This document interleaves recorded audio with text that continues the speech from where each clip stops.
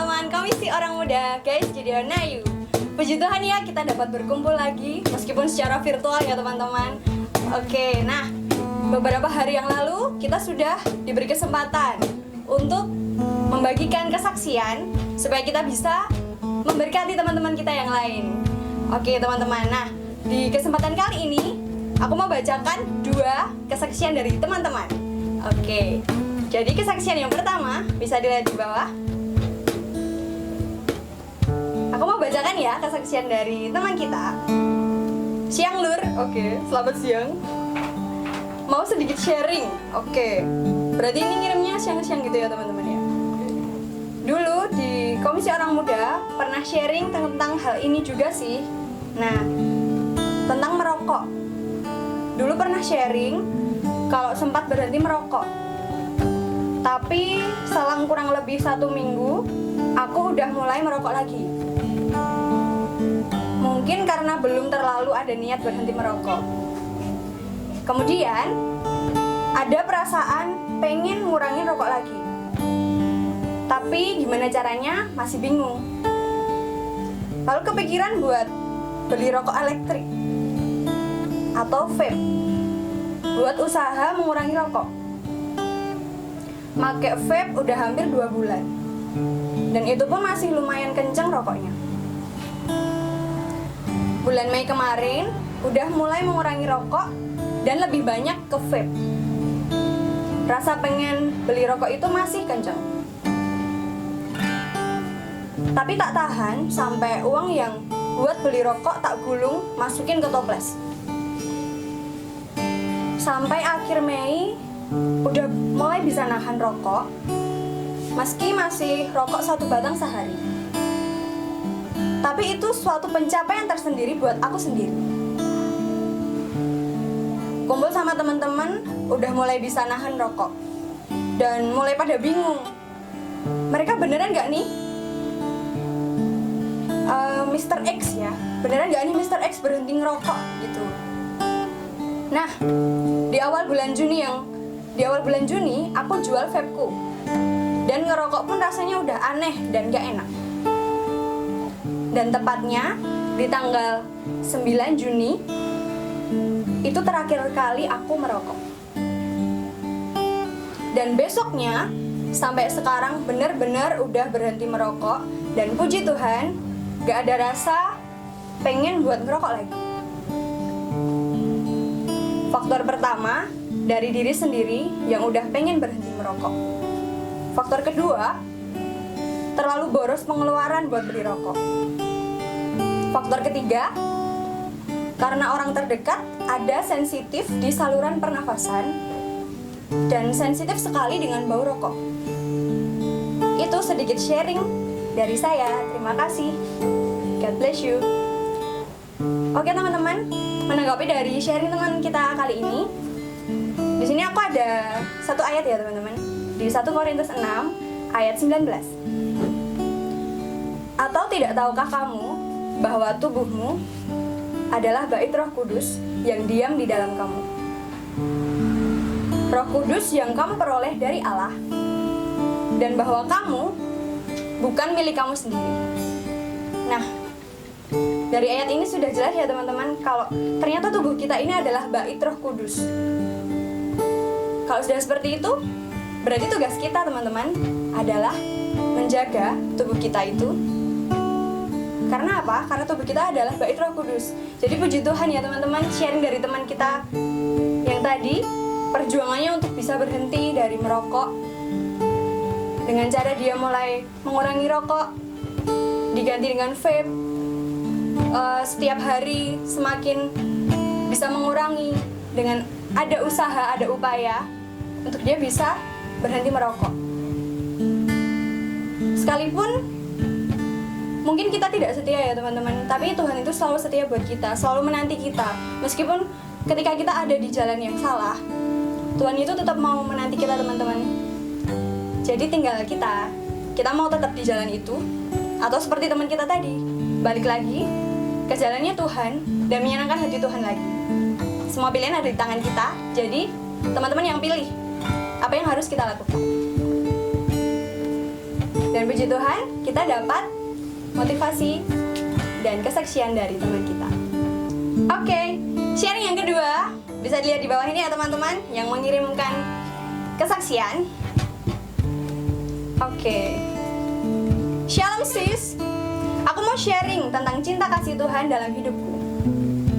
Waktu awal masuk kuliah dulu, puji Tuhan, aku dapat kerja ngelesi anak. Nah, waktu itu aku kerja, dapat gaji pertama kali, aku ingat banget 300.000. Karena itu, gaji pertama kali aku kerja, aku mau serahin gaji pertamaku itu untuk persembahan sulung. Jadi sebelum gajian aku udah merencanakan seperti itu. Nah, waktu gajian itu rasanya kok ya sulit kalau ngasih persembahan sulung. Kan harus kasih semua. Ya aku dalam hati mikir, aku gimana mau beli bensin, kalau ngeprint tugas, dan lain-lain. Karena waktu itu udah cari uang sendiri dan tidak minta uang orang tua lagi. Tapi aku ingat, harus taat. Dan asal kita mengandalkan Tuhan, pasti Tuhan tidak tinggal diam. Waktu itu, aku akhirnya kasih gaji pertamaku semua untuk persembahan sulung. Dan puji Tuhan, setiap kebutuhanku, bensin, ngeprint tugas, dan lain-lain, Tuhan cukupkan. Entah caranya yang luar biasa, yang tidak bisa dipikir pakai logika. Teringat kejadian itu, aku saat ini juga belajar buat setia persepuluhan. Puji Tuhan, sekarang Tuhan sudah beri pekerjaan. Saat ini, sedang berjuang untuk memberi apa yang harus kita beri kepada Tuhan dengan konsisten.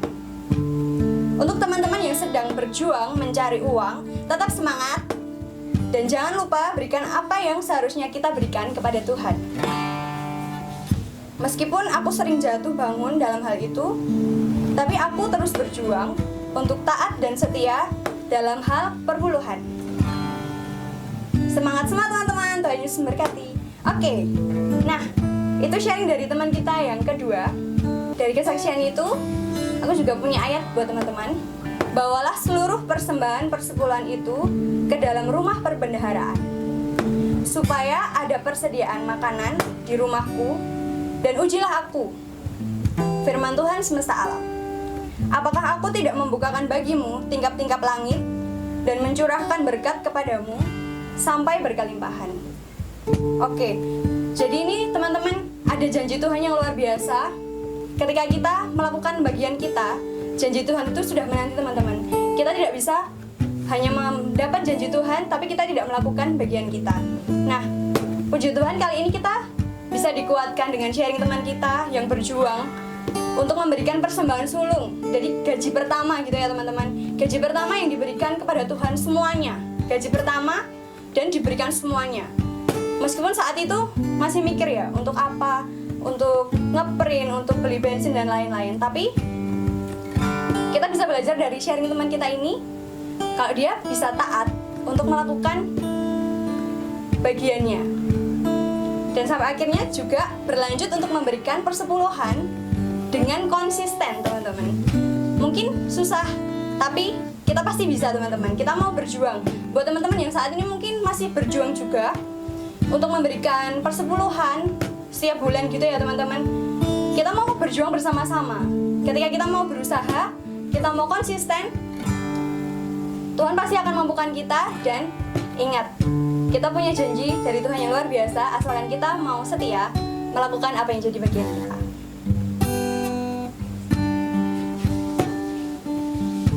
Oke, demikian teman-teman kesaksian dari teman kita. Biarlah apa yang sudah teman-teman kita bagikan bisa menjadi kekuatan buat kita. Kita bisa kembali untuk melakukan kehendak Tuhan. Kita bisa melakukan apa yang jadi bagian kita, dan kita bisa menerima janji Tuhan. Kita akan tutup di dalam doa. Mari kita akan berdoa bersama-sama. Tuhan Yesus, kami mengucap syukur Tuhan melalui kesaksian teman-teman kami Tuhan. Kami boleh dikuatkan Bapa. Mungkin kami yang mengalami hal yang sama, ketika kami harus berjuang buat lakukan hal yang benar. Dan mungkin kami juga berjuang buat melakukan apa yang jadi bagian kami Tuhan. Kami percaya Tuhan Yesus yang mampukan kami buat melakukan itu semua Tuhan. Kami serahkan dalam tangan kasih kuasa-Mu. Kami percaya Tuhan yang mampukan kami. Kami mau berjalan bersama dengan Engkau Tuhan. Terima kasih Tuhan Yesus. Biarlah setiap hidup kami bisa menjadi berkat buat orang-orang di sekitar kami. Terima kasih Tuhan Yesus. Hanya di dalam nama Tuhan Yesus Kristus kami telah berdoa dan mengucap syukur. Haleluya. Amin. Oke teman-teman, next kita akan bacakan kesaksian dari teman-teman yang lain. Nah, buat teman-teman yang masih mau mengirimkan kesaksian, kita masih tunggu. Teman-teman bisa kirimkan ke WhatsApp Komisi Orang Muda Official, nomornya di bawah ini. Atau teman-teman juga bisa DM ke Instagram @komgideon. Sampai jumpa di ibadah kita minggu depan secara virtual lagi ya teman-teman. Tuhan Yesus memberkati.